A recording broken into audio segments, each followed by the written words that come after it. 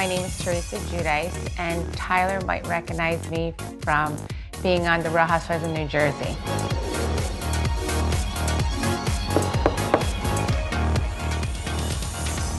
Hello. Oh, wonderful to meet you, Teresa. Nice to meet you, Tyler. Oh, thank you for having me. Thank you for coming to my house.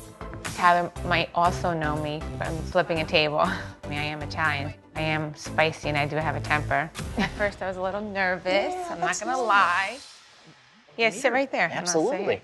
Awesome. As the door opened and I realized I was reading Teresa Giudice, I knew that her mother had recently passed away, and that most likely that's who she was wanting to hear from today. But I couldn't allow that to affect the direction of the reading, as I have to be a clear conduit for information to flow. I'm so happy to be here. Thank you for being in my home. Of course. You know, I am aware that your mother passed, and I'm so sorry to hear that. Thank you. I don't know the details about it, but I do know that she's passed, and so today, we'll see what comes through as far as any messages. I just feel like, without my mom being here, I'm just like lost.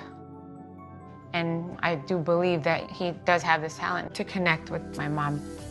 And I see that you have some objects here, which is great. And that just sometimes can kind of help connect. So what I'll do is I might hold onto an object. Yeah, sure. And we'll see what comes in. This is a rosary that I gave to my mom. Oh, I love that. From the Vatican. And then this was my mom's sweater. So Perfect. This was hers. Yeah. Lots of mom. Yeah.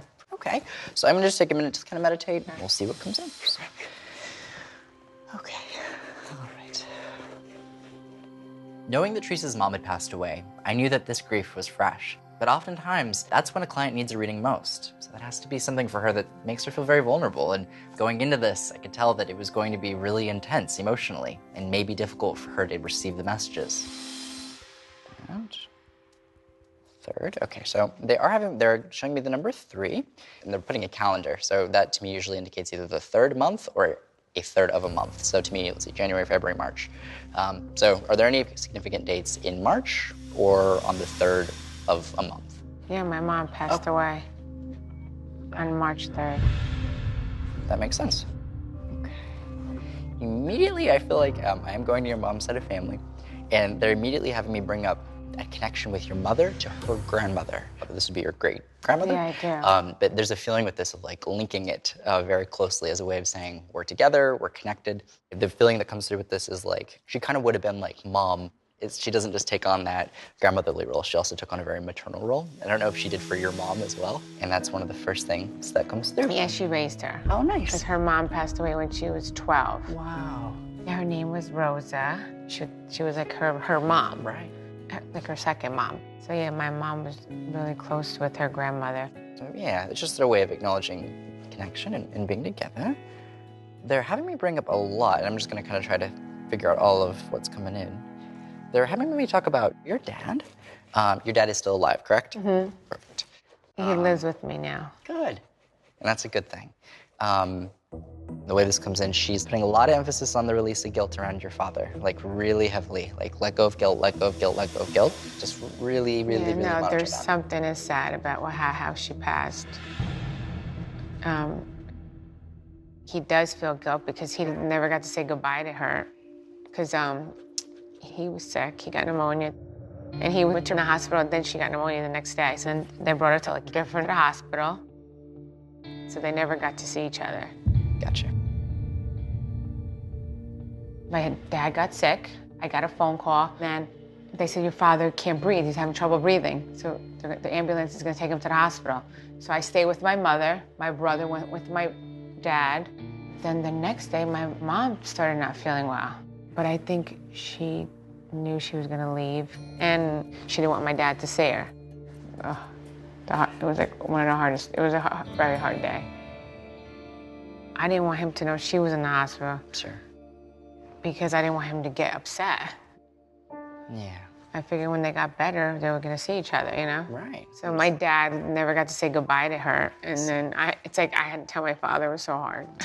Me and my brother, it was like really hard. Yeah.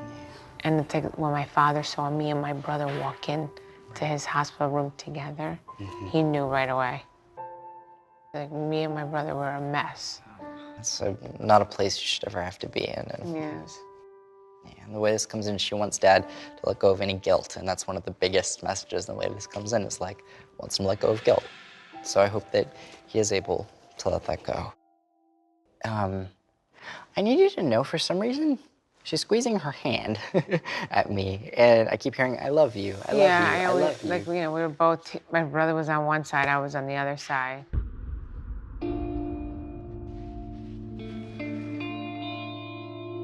My dad wanted to say goodbye to her. We didn't have a wake, like, for everyone. It was just for immediate family, because my dad wanted to see her. And he wasn't even supposed to leave the hospital. So you don't understand, it was so hard. She just wanted to make sure that your dad was taken care of after, and when she knew that, there's a feeling of like, okay, I'm gonna be all right, like I can go. Because honestly, she wasn't really sure how he'd be able to fare without her. Yeah, he was attached to her. Yes. Like, Yeah. she had friends. My dad doesn't have any friends. Like, Right. he was always with my mom and her friends. His life was my mom. Right. Everything was about my mom. Yeah. So now my daughters and I and my brother, we're with him all the time. Yeah, absolutely. That's important. She could tell, obviously, that he especially really needed that extra kind of help after, because she wanted to make sure he was okay. Of course, I always take care of him. Yeah, she's definitely around him. Do you have any questions in relation to your personal life? Well, I heard you say things about medical. Yes, absolutely. Well, I mean, I'm open to hearing about that. Gotcha. I'll try to do the connecting. Let's see. Let me see there. Okay. There's a lot going on with this. It feels weird, though. It's like I shouldn't. It's a really weird thing. Obviously, emotional and mental health is obviously a part of health too, and you've gone through a lot. So I think it's important to be on top of that. Do you feel like you're at a good place, emotionally? It's still new. It still doesn't feel real. It doesn't, Like I still feel numb over it. So, like, I'm really angry. Yeah. And I'm really, I'm really religious, and I'm kind of like mad, like a little bit at God. Like, I'm like, really, why'd you have to take her away this early? And I mean, I just wanted to crumble and die with her because she was my life. I never thought I was gonna lose my mom. I can't imagine what it was like to go through that. When this is coming through, she's having me acknowledge daughters, and she's putting a very special emphasis on the grief process. Yeah, I try to always be positive. So it's like I have to stand strong because I have 4 daughters. Like, they still needed my mom. Of course, absolutely. So, I always try to have a smile on my face and, be happy around them because I want them to be happy. Of course, and be strong for them. Yeah, absolutely. It's hard for me too because it's like I'm hurting, but it's like I gotta be strong for my daughters. It's really difficult. Yeah, you're taking on the grief, not of just your own grief, but the grief of others who loved her and cared for her. And the way this comes across, honestly, I mean, she's so proud of how you've been able to honor her and in going through your grief process at the same time. That's not easy. I think we have a little friend. Hello. What a cutie. Gianna, you gotta... I wanted to show you my skirt, so then I was waiting. All right, come here. Let me see you cook. And you have to go upstairs. So cute. And, all right. Oh, wow, you got 100. Oh, nice. 96, 98. Ah, Wow. All right, I love you. Oh. Oh, it's so good. Okay. I'm not even that good at math, honestly. Good job. It's math. Not all math. It's reading, math, and spelling. I Oh, know, wow. Amazing. Good job.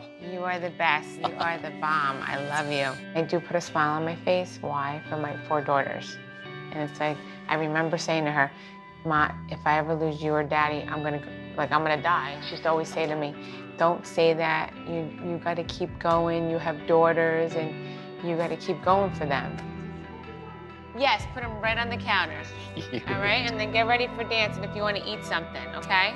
Love you. So I always think about that in my head, like her saying that to me. What makes me keep my head up high is my daughters. Well, it was such an honor to meet you, Teresa. Oh, thank you. Thank you so much for coming to my home. So glad we got to connect. Yeah, Oh, you're so sweet. I wish you the absolute best. Thank you. That felt good. I was nervous. I just didn't know how I was gonna handle it. But you know, he had good vibes. Like I felt comfortable around him. You know, it was just perfect. Thanks, Tyler. Bye. Bye, honey. It was just what my mom wanted me to know.